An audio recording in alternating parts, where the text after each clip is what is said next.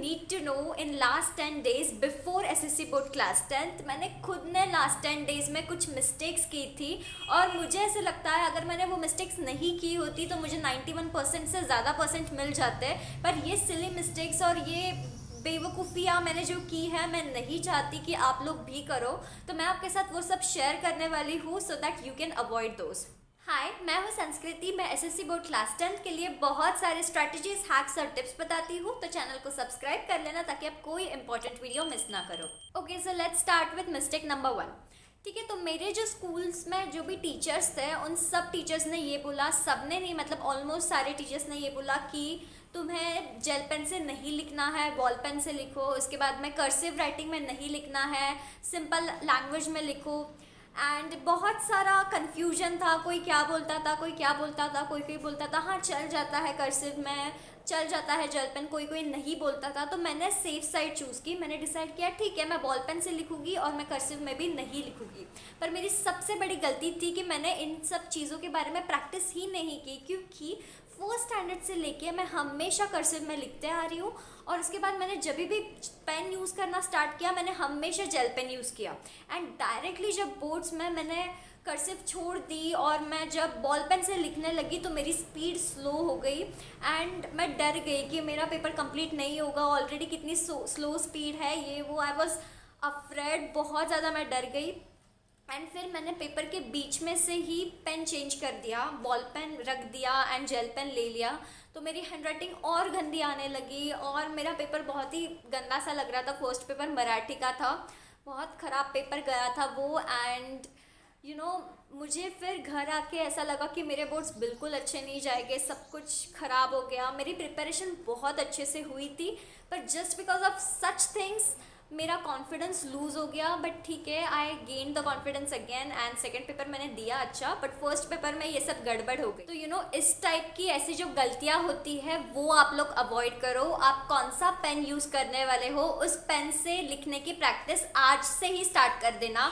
ठीक है, फास्ट लिखने की प्रैक्टिस आज से ही स्टार्ट कर देना सो दैट ऐसी गलतियाँ आपके साथ ना हो। एंड आप कर्सिव में लिखने वाले हो या क्या कैसे लिखने वाले हो, इन सब के बारे में आपके टीचर्स के साथ डिस्कस करना, कौन सा पेन यूज़ करना है, थोड़ा सा टीचर्स के साथ डिस्कस करके फिर आप डिसाइड करना आपको एग्जैक्टली क्या करना है। एंड अभी से आप प्रैक्टिस करना स्टार्ट कर दो। Now mistake number 2। ये मिस्टेक मेरी हुई है just because of fear of maths. Fear of maths and just fear. Okay, मुझे सब कुछ आता था, मेरा सिलेबस हो गया था, मेरे PYQs हो गए थे, ठीक से सब प्रिपरेशन मेरा हुआ था। मैं जब पेपर सॉल्विंग करती थी सारे आंसर्स मेरे अच्छे से आ जाते थे। मैथ्स में मेरे को 40 on 40 मिल जाते थे सारे दोनों मैथ्स में। ठीक है, पर प्रॉब्लम क्या हुई जब मैं बचपन से मैं मैथ्स में एवरेज थी, बहुत सारे सिली मिस्टेक्स बचपन में होते थे, पर बोर्ड का जब सिलेबस हुआ था मेरा तब परफेक्टली सब कुछ हो गया था। बट जब मैं अलजेब्रा का पेपर देने गई, जब मैंने स्टार्ट किया पेपर लिखना, तो मेरा फर्स्ट क्वेश्चन में एंजाइटी की वजह से सिली मिस्टेक हो गई एंड मैं डर गई, बहुत ज़्यादा डर गई। फिर मैंने वो छोड़ दिया, मैंने सोचा बाद में करती हूँ। सेकंड क्वेश्चन पे आ गई, सेकंड क्वेश्चन में भी मेरी सिली मिस्टेक हो गई एंड मैं और ज़्यादा डर गई। तो मैंने हर एक क्वेश्चन अटेम्प्ट किया और हर एक क्वेश्चन में मेरी मिस्टेक्स होते जा रही थी और मैं और ज़्यादा डरते जा रही थी। पेपर ख़त्म होने के बाद when I came back to all questions, फिर मैंने सारे क्वेश्चंस अच्छे से रिवाइज किए और देखा कि क्या क्या गलत है एंड मैंने उनको ठीक कर दिया, करेक्ट आंसर्स आ गए मेरे। पर जो डर गई थी ना मैं, I don't want you guys to do all of this. तो एकदम शांति से अलजेब्रा का पेपर लिखना, ज्योमेट्री का पेपर लिखना, दिमाग शांत रखना, कोई डर नहीं रखना है अपने साथ में, चिल में होके अच्छे से पेपर लिखना है, बिल्कुल भी डरना नहीं है। And now mistake number 3।